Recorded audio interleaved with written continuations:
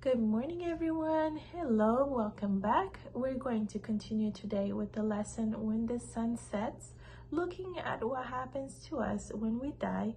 And today, our topic is entitled Hope in the Grave. So, we have a couple questions here. And the first one is contrast the level of hope between two different kinds of people as they descend into the grave. So let's look at these two different kinds of people.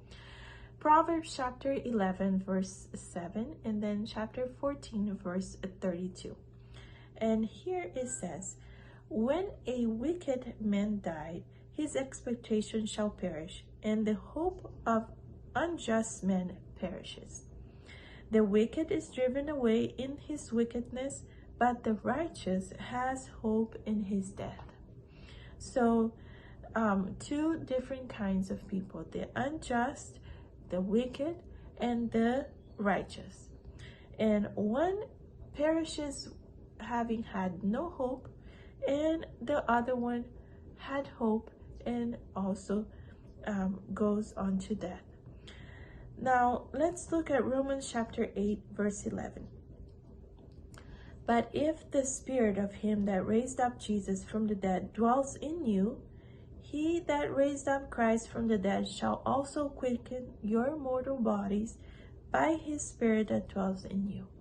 So here we have then the hope in death is that he who raised up Jesus can also raise us up if we believe in Jesus. So the next question is, explain the difference between the resurrection of the righteous and that of the wicked. John chapter 5 verses 21 to 29. It says, for as the Father raised up the dead and quickened them, even so the Son quickened whom he will. For the Father judged no man, but has committed all judgment unto the Son, that all men should honor the Son, even as they honor the Father. He that honored not the Son, honored not the Father which has sent him.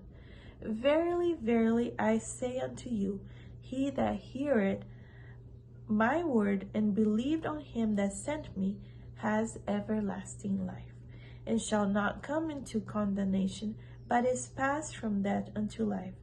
Verily, verily, I say unto you, the hour is coming, and now is, when the dead shall hear the voice of the Son of God, and they that hear shall live. For as the Father has life in himself, so has he given to the Son to have life in himself, and had given him authority to execute judgment also, because he is the Son of Man. Marvel not at this, for the hour is coming, in the which all that are in the grave shall hear his voice, and shall come forth, they that have done good unto the resurrection of life, and they that have done evil unto the resurrection of damnation. So here we see that God has given to Jesus to bring us back to life. And so he will raise up the dead. We will, as we die, we are there, we become ground, but Jesus has the power to bring us back to life. And he will raise up the resurrection. We will hear his voice calling us out, and some come out for life and some for condemnation. So that is the difference between the resurrection of each of the groups that we saw in the previous question. The righteous and the wicked, both of them will resurrect again, but one is for eternal life and one is for condemnation. So let's go on to the next question. Question C. How does the Bible refer to that time period when the righteous are dead? How does the Bible refer to the time when we are dead?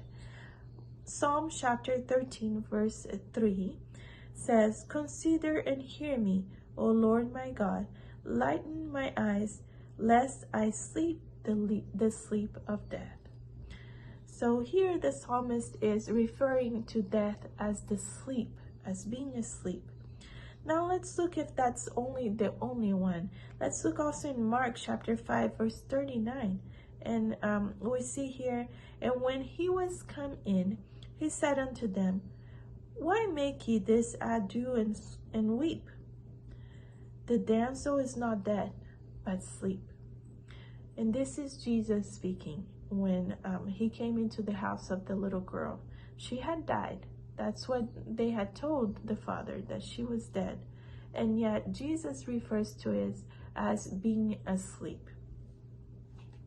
Now John chapter 11, verse 11 to 14 says, "This thing said he, and after that he said unto them, Our friend Lazarus sleeps, but I go that I may awaken him out of sleep. Then said his disciples, Lord, if he sleeps, he shall do well. However, Jesus spake of his death, but they thought that he had spoken of taking rest in sleep. Then said Jesus unto them plainly, Lazarus is dead." So Jesus referred to Lazarus as being asleep, and he was talking about the sleep of death, as we see in Psalm 13, verse 3. So when we die, we sleep. Now that matches up with what we learned in the lesson before, and the days before, that when we're dead, we know nothing. When we're sleeping, we don't know what's going on around us. And so it is when we die. We don't know anything. Christ represents that as a sleep to his believing children. Their life is hid with Christ in God, and until the last trump shall sound, those who die will sleep in him.